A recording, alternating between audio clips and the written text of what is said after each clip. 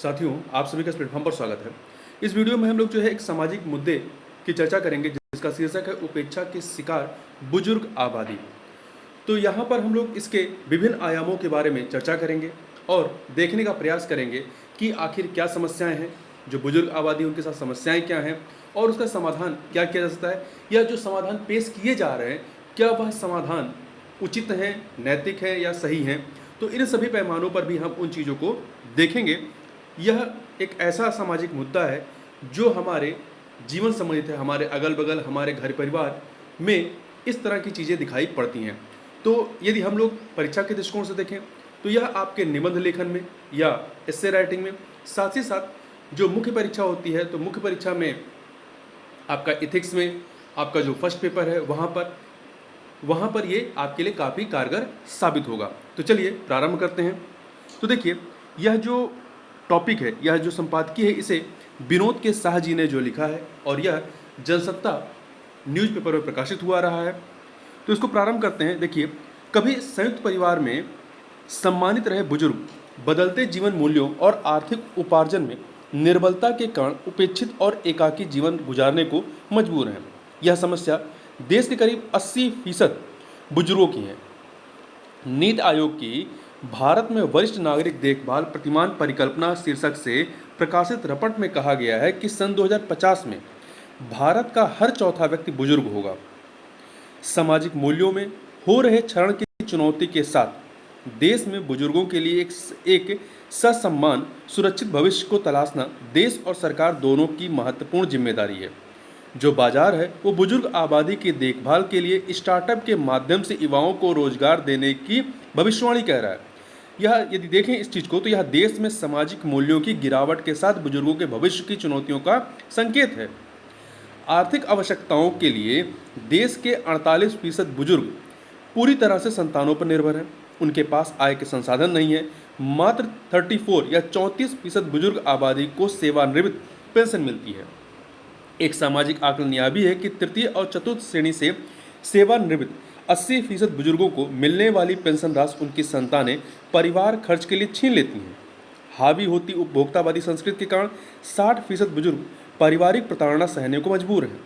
30% बुजुर्ग अत्यधिक प्रताड़ना के बाद पारिवारिक हिंसा की शिकायत दर्ज कराने कानून की चौखट तक पहुंचते हैं।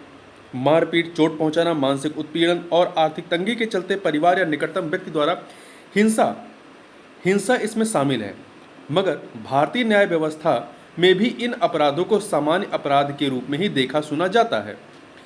ग्रामीण क्षेत्रों में रहने वाले 75% बुजुर्ग पारिवारिक हिंसा के शिकार हैं। उन्हें कानूनी संरक्षण भी नहीं मिलता है या नहीं मिल पाता है। पारिवारिक सदस्य 2 जून की रोटी के लिए उनसे मजदूरों की तरह काम लेते हैं। एक से अधिक बच्चे होने की स्थिति में बुजुर्ग माँ बाप का ही बंटवारा तक कर दिया जाता है, या बुजुर्ग माँ बाप का बंटवारा कर लेते हैं। भाई 2 जून की रोटी देने के लिए एक के हिस्से में माँ आती है तो दूसरे के हिस्से में पिता। इस तरह बुजुर्गों को 2 जून रोटी तो उपलब्ध हो जाती है, लेकिन बरसों साथ रहने वाले बुजुर्ग दंपत्ति अलगाव की जिंदगी जीने को मजबूर होते हैं। राज्य सरकारें ग्रामीण बुजुर्ग पुरुषों को पुनर्वास योजना के नाम पर ग्रामीण भजन मंडली बनाने, मात्र गाना बजाने वाले वाद्य यंत्र उपलब्ध कराती हैं। मगर जहां जरूरत आर्थिक पुनर्वास के साथ विश्राम की अधिक है, वहां भजन मंडली योजना सिर्फ ग्राम पंचायतों को भ्रष्टाचार की खुराक उपलब्ध कराने के संसाधन बन गई हैं। सरकार बुजुर्ग व्यक्तियों के बेहतर जीवन प्रबंधन के लिए देश की कुल जीडीपी का मात्र 0.73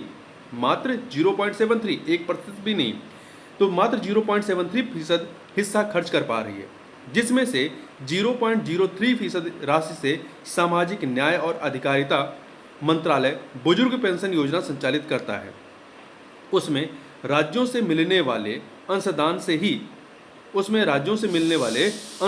ही प्रति व्यक्ति पेंशन राशि का निर्धारण होता है। देश के अलग अलग राज्यों में प्रति व्यक्ति पेंशन राशि 600 से लेकर 1200 तक रुपए तक मासिक है, जो तेजी से बढ़ती महंगाई के दौर में बुजुर्गों की मात्र 10 दिन की खाना खुराक के लिए भी पर्याप्त नहीं है। भारत में अकेले बुजुर्ग आबादी प्रतिवर्ष 70,000 करोड़ रुपए की राशि अपनी स्वास्थ्य सेवाओं और दवाओं पर खर्च करती है। इलाज के लिए उन्हें एक अस्पताल से दूसरे अस्पताल और कई शहरों में भी भटकना पड़ता है। एक सामाजिक सर्वेक्षण के अनुसार सेवानिवृत्त बुजुर्गों की फीसद पेंशन राशि प्रतिमाह उनकी स्वास्थ्य संबंधी जरूरतों पर खर्च होती है, जबकि देश की 53% बुजुर्ग आबादी अपनी बचत जमा राशि नियमित स्वास्थ्य खर्चों पर व्यय करने को मजबूर होती है। ग्रामीण बुजुर्ग आबादी का 45% हिस्सा नज़दीक प्राथमिक चिकित्सा सेवा न होने के कारण गांव से 10 से 50 किलोमीटर दूर दूरी तय करता है। सरकारी स्तर पर चलने वाली वरिष्ठ नागरिक सेवाएं या नागरिक योजनाएं बीपीएल श्रेणी के बुजुर्गों की मात्र औपचारिक खाना पूर्ति करती है। देश के उत्तर प्रदेश, बिहार, झारखंड, छत्तीसगढ़ और मध्य प्रदेश में बड़ी संख्या में जीवित बुजुर्गों को शासकीय कागजों में मृत घोषित किया जा चुका है। ऐसे सैकड़ों बुजुर्ग जो हैं अपने जीवित होने का प्रमाण पत्र हासिल करने के लिए तहसीलों और अदालतों के चक्कर काटने को मजबूर हैं।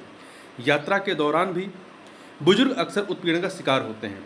मुंबई हवाई अड्डे पर पहिएदार कुर्सी न मिलने के कारण एक बुजुर्ग की मौत हो गई। रेलवे में ऐसे असंख्य प्रकरण हैं जब यात्रा के दौरान प्राथमिक चिकित्सा या यात्रा सुविधा न मिलने से उन्हें अपने प्राणों से हाथ धोना पड़ा। भारतीय रेल ने तो अब बुजुर्ग यात्रियों को मिलने वाली रेल किराया रियायत भी बंद कर दी। पहले रेल किराया बुजुर्गों के लिए रेल किराया रियायत होती, मतलब उनको कम में टिकट मिलता था, उसको बंद कर दिया गया। बुजुर्गों के साथ होने वाली दुर्घटनाओं में मुआवजे का निर्धारण करते समय बुजुर्ग की आर्थिक उपयोगिता का आकलन कर क्षतिपूर्ति का निर्धारण किया जाता है। ठीक है। राष्ट्रीय अपराध रिकॉर्ड ब्यूरो की रिपोर्ट के मुताबिक 2022 में देश में हुई धोखाधड़ी, लूट, जालसाजी की घटनाओं में 23.9% बुजुर्ग शिकार हुए थे। पारिवारिक कारणों और आर्थिक तंगी से परेशान होकर वर्ष 2022 में 1518 बुजुर्गों ने आत्महत्या कर ली थी। रिपोर्ट के अनुसार पिछले एक वर्ष में बुजुर्गों के साथ अपराधों में 11.25% की बढ़ोतरी हुई है। 60 वर्ष से 90 वर्ष तक उम्र वाली बुजुर्ग महिलाएं शारीरिक शोषण और बलात्कार जैसे अपराधों की शिकार हुई। 90 वर्ष तक की महिलाएं भी। विश्व स्वास्थ्य संगठन के मुताबिक 60 वर्ष से अधिक उम्र की 16% महिलाओं के साथ सार्वजनिक स्थानों पर घृणित दुर्व्यवहार होता है। संयुक्त राष्ट्र जनसंख्या कोष यानी यूएनएफपीए अर्थात संयुक्त राष्ट्र जनसंख्या कोष की इंडिया एजिंग रिपोर्ट 2023 के अनुसार 2047 में भारत के आज़ाद होने के 100 साल हो जाएंगे, तो 2046 तक, उससे एक साल पहले तक भारत की बुजुर्ग आबादी देश के बच्चों की आबादी के बराबर हो जाएगी। जितने देश में बच्चे हैं उतनी ही बुजुर्ग आबादी हो जाएगी। देश में 15 वर्ष, मतलब जो 15 वर्ष तक के बच्चे हैं वो बच्चों में आते हैं। देश में 15 वर्ष से कम उम्र के बच्चों की जनसंख्या में तेजी से गिरावट हो रही है। यह परिवार में और अधिक तनाव, फासला पैदा करने और बुजुर्गों के एकाकीपन में वृद्धि करने वाला साबित होगा।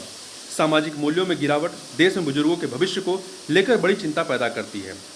अर्थशास्त्र में इसे यह कहकर एक बड़े निवेश की संभावनाएं टटोल रहा है कि इससे युवाओं को रोजगार उपलब्ध कराने वाला सेवा उद्योग क्षेत्र बढ़ेगा। बुजुर्गों की मदद के बहाने रोजगार स्थापना के लगभग 150 से अधिक स्टार्टअप इस सेवा क्षेत्र में आ चुके हैं। देश में वर्ष 2023 में बुजुर्ग सेवा क्षेत्र के नाम पर रोजगार स्थापित करने के लिए लगभग 210 करोड़ रुपए का निवेश हुआ। भारत में विकसित होती वृद्धाश्रम संस्कृति और बुजुर्गों का एकाकीपन, युवाओं का रोजगार की तलाश में घर छोड़कर चले जाना और पारिवारिक कलेश इस उद्योग को अवसर उपलब्ध कराते हैं। मगर देश में विकसित हो रहा वृद्धाश्रम बाजार देश की वसुधैव कुटुंबकम की संस्कृति पर आघात करता है। तो एक प्रकार से देखें, यह हमारे लिए एक नैतिक पतन का दौर भी है कि हम अपने बुजुर्ग या बुजुर्गों को घर में एक सही माहौल में नहीं रख पा रहे हैं, जबकि हम लोग वसुधैव कुटुंबकम की बात करते हैं और इसी तरह की हम लोग बहुत सारी बातें करते हैं। तो इस वीडियो में बस इतना ही। मिलते हैं नेक्स्ट वीडियो में, तब तक के लिए बहुत बहुत धन्यवाद।